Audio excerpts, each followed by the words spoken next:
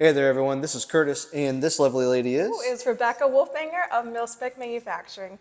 Welcome back to another episode of Becoming a Practical Machinist. And we are going to be talking about probably one of the most important questions you're going to have for yourself as a business owner is, where the hell do I find my customers at? So that plays into marketing. This year I dug really deep into marketing and the research with it. So should we get into it and tell them our experience? Let's do it. Now, one of the first things we did when we created Mil-Spec Manufacturing was we created a business profile on Facebook. And I think a majority of people probably start out with this route because it's free. And then once you create that Facebook profile, you can actually pay for ads. And I think you can even select your price. So you can do anywhere from like $5 to $20 to $40. Select your target audience. And they get a good bit of traffic. But for us, we didn't see any type of return on using Facebook's ads. The next thing we did is I jumped on Facebook Marketplace. If you've ever sold anything on Facebook, you know how the marketplace works. I took a picture of our shop with the capability sheet, put it up there, tons and tons of messages. Unfortunately, it's kind of the equivalent of Walmart. so people in Walmart, you're thinking it's people who want cheap stuff, they want it fast, and usually in Walmart to waste time and Just walk around. shop around and price things out. Like you get a lot of like one-offs or personal projects, you know, or somebody's like, hey, I have this idea. Yeah. Right? But how much would it cost to make it? And then it never goes further than that. Yeah, so they send a lot of RFQs, again, a lot of traffic through Facebook Marketplace, but there's never a PO cut for us. They usually get the quote back and they're like, whoa, I didn't think that this 1 or 2 piece project was going to cost so much. And unfortunately, you're in the manufacturing world, you understand that prototyping, you know, small quantities cost a lot of money. So we usually, if they usually don't want to follow through with anything. Yeah, they started saying, "Oh, my idea I didn't know it cost that much." Yeah. I didn't think about that. Yeah, and then they just kind of disappear, which is fine. Facebook is not the place you're going to find quality customers. It's, again, the 1 or 2 project ideas that they want to price out. So the next place we went after Facebook was jumping into Instagram. Love Instagram. It's probably one of the best places that you can create content for yourself for free and then also get a huge variety of audiences using their hashtags and then trending audio. Yep. But you're not going to build a business off of Instagram, though, unfortunately. Instagram, in my opinion, is the equivalent of going to the bar in the evening to meet other people and just relax and hang out.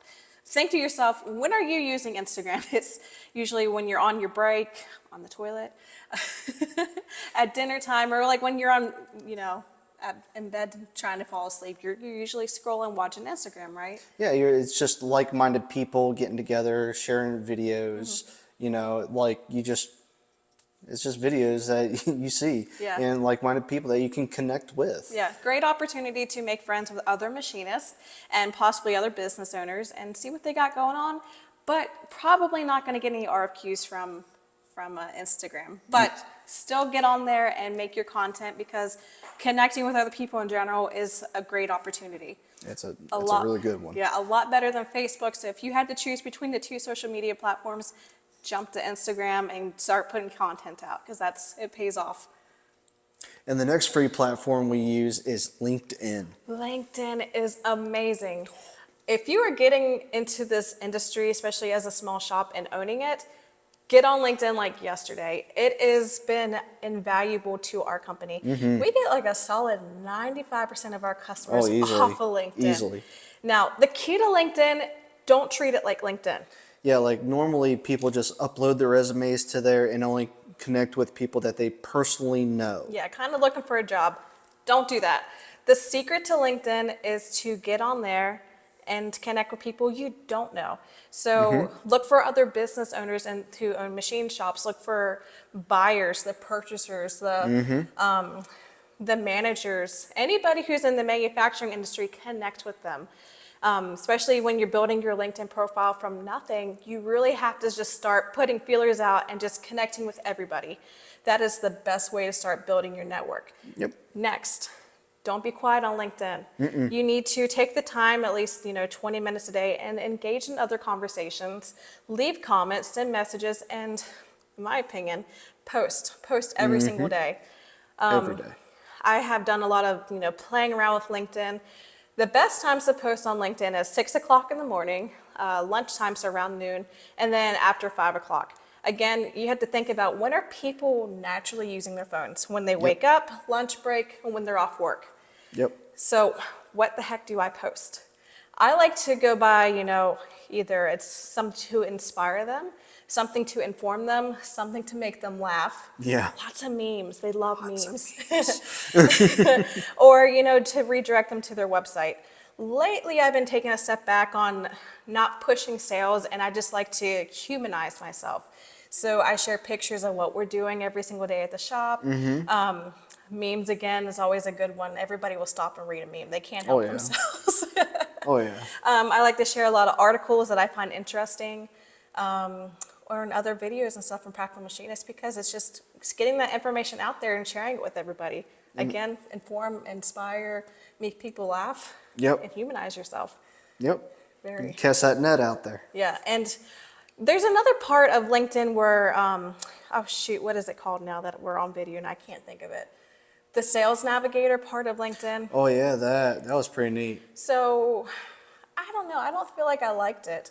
So Sales Navigator, it costs money. It's like $100 a month, and you can specifically search for people like beyond like the regular search bar. Like you can be very specific about the titles of people, their locations.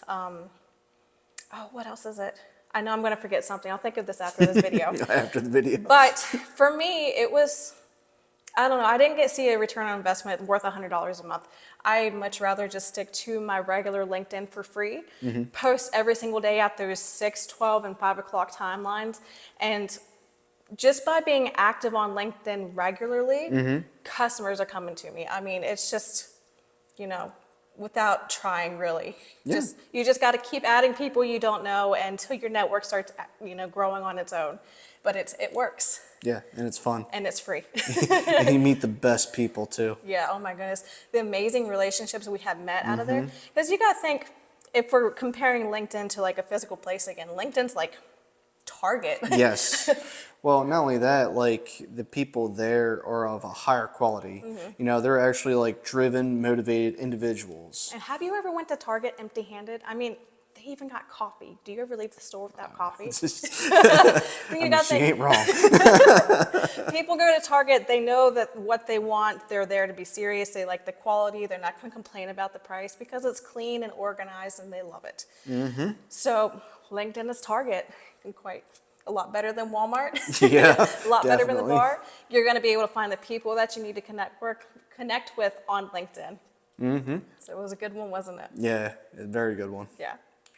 Now, the next free form of marketing that you can do is called cold calling. Cold calling is, physically showing up to another shop and introducing yourself. Now, the problem is a lot of people go to cold call and they immediately shove a sales pitch down your throat. Yeah. Don't do that. That's the best way to glaze someone's eyes over and they're not going to be interested. Show them what you do. Well, what I do is I have a little packet set up that has our capability sheet on one side and a contact card on this side, because this right here is supposed to do all the business talk for you. You don't do any of that. What you do is actually the business connection. You create the relationship. This does the business talk for you. Should we do like a little role play real fast? Yeah, let's do this. All right. Hi, I'm Kurtis Wolfinger. Nice to meet you, Kurtis. I have a shop down on Shipping Mill Road. I just want to let you know that I exist and that this is my capability sheet. When you get a chance, take a look at it. And if there's anything I can help you with, let me know, okay? Sounds good. Thank you so much, Kurtis. I'll look at this when I'm not busy. Sounds good. You have a great day. Thank you, you too. All right. See, it just literally less than a minute. You don't need to go in there with that 10-minute sales pitch. I have 3 lathes and 2 mills, and we can give you lead times of 2 weeks or less. People don't want to hear that. And sometimes they're legitimately busy. They don't have time to shut down what they're doing and come talk to you. In fact, they might be annoyed if you keep standing there and be like, guess what, blah, blah, blah, blah, blah, blah, blah, blah, blah, I'm better. Not only that, like my shop in itself and how it is right now, when somebody comes in, I have to shut my machine down because the sound reverberates off the walls and it's very loud in here. Yeah, because of that, we always try to be respectful. So we'll jump onto their website and make sure they don't want any, what's the word I'm looking for? No solicitation. No solicitation. So we make sure that they're not asking for that and they're accepting walk-ins, or if they don't. And then straight to the point, give them the folder, introduce, focus on building a relationship and introducing yourself, and get out. That's all you have to do. And every time that you went cold calling, somebody's always called you back, you know, because they have this and they can look at this on their free time. And if they legitimately need you, they know where to find us because all the information's in here. It's right there. Now we're going to end this with paid platforms. Again, now this is just from our perspective. Do your own research. Okay, and we're going to give 2 examples of Thomasnet and MFG. Now these are monthly subscriptions that you had to join for the entire year. Thomasnet is $3,000 a year, which is about $250 a month, and then MFG was $5,000 a year, but we didn't go with them. No, we didn't. Thank goodness. So on Thomasnet, what it is a platform, an online platform where you become a verified vendor, and they list you with other machine shops that are vendors, and they have some really big names. So they have NASA up there, they have General Electric, BP, I mean, a lot of them. Yes. So I will give them the credit. They have an amazing network of really big customers. But if you are a small business like us, who only have the capability of 1 machine right now, you are going to be drowned out and overlooked completely. Yep. So it started off looking like it was a really great idea because we're paying to be part of this network that has serious big name buyers, which is what we want. Yep. But it has been the worst negative return on investment, and we cry a little bit every time. Yeah, just a little bit. That monthly payment comes out. Yeah, I mean, like it gets pretty detrimental sometimes too, because like, you know, they advertise about putting you in front of the buyer, right? And you're thinking, yeah, and the first like month or so, because the money that you put in, it's fine and dandy. You're at the top of that list. What he means is you have to pay for your ranking. Yeah. So you have to put extra money on top of the $250 a month to be at the #1 spot. So if they, let's say, for example, they log into Thomasnet and they search for CNC machining or CNC milling. Yep. Mil-Spec manufacturing was #1 position for about 2 months, and then now we're just all the way at the bottom. Yeah, we started going down, and then they're like, oh, well, if you want to get up, you have to spend more money to get higher up on that list. There's people paying more money than you. Yeah. So next thing you know, it becomes a rat race of who's paying more money just to get to the top of that search list. Yeah, and honestly, it's not guaranteed that you're going to be up there very long. All it takes is one extra person to pay a little bit more money than you, and you're bumped down again. Yeah, and that cuts the small shop right out. So I think the biggest highlight of Thomasnet is NASA has looked at us a lot. Yep. Which would be wonderful once we get our AS9100 Yep. and jump into aerospace. That's our ultimate goal. But for right now, as a small business, NASA doesn't want anything to do with us just because we don't have those certifications. Unfortunately. Thomasnet, for us, not worth it. Double thumbs down. Yeah. Not only is it just expensive and we get overseen a lot, the site constantly glitches. Yes. So they have analytics. So they can tell you exactly who's looking at your profile or who's even going further and looking at your website. It was glitching constantly, and we constantly kept telling our sales rep, hey, it's glitching, it's glitching, it's glitching. And I think they just kind of got annoyed with us and stopped answering and fixing it. I don't know. we never hear back from them, and I mean, it would glitch so often. It was becoming a problem. Heck, there was even times where we would literally see ourselves as somebody who searched for ourselves. And it's like, so we're paying $250 to look for ourselves. So unfortunately, guys, this is our experience. I remember this whole video, everything in this series is our experience. Yep.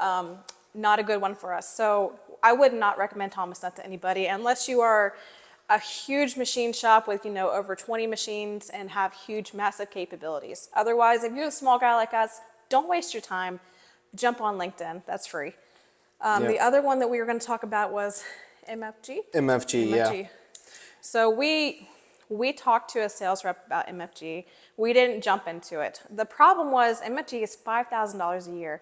I forget what they said that monthly breakdown was going to be like. I forget too. I think it would have been like $300. Yeah. It was going to be more than Thomasnet. And they had different packages, so you could have paid for the entire year, the 1-year subscription that you cannot cancel. That's the one thing, guys.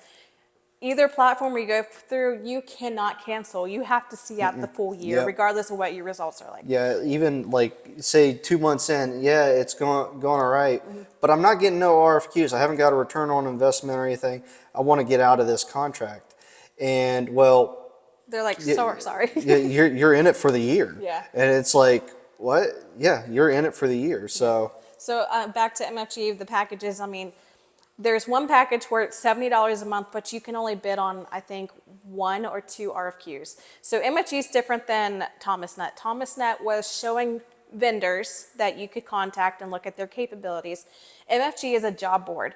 So you pay to be part of it, and you can see jobs that you can bid on. But you have to pay to bid on those jobs. So when I talk about the packages, that $70 one, you can only bid on 2 RFQs. The other one, I think it might be, that was a trial too, wasn't it? That $70 one. Yeah, I think it was. It was like a temporary, I think, 1 week trial, 7-day trial, and that was it. Yeah, and at the end of the day, there's also no guarantee you're even going to win these Yeah. RFQs.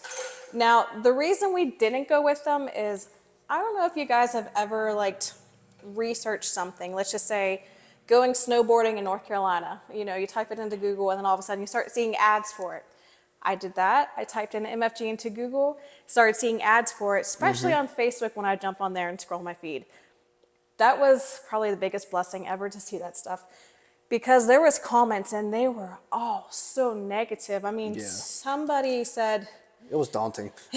somebody said that they literally quoted a job, just the cost of material, and they still didn't win the bid. And pretty much, I'm actually going to say 100% of all the comments were negative. They were all just like, we're not winning the jobs. It's barely the cost of material. We're bidding, we're taking the time doing all this stuff, and we're not winning anything. Yep. And again, it's $5,000 a year. If you are a small business and you're not getting any income coming in, that easily becomes a negative return on investment. Yep. And again, this is our perspective, and you do your research. All right. Again, do your research. Type it into Google, wait for that stuff to pop up on its own page.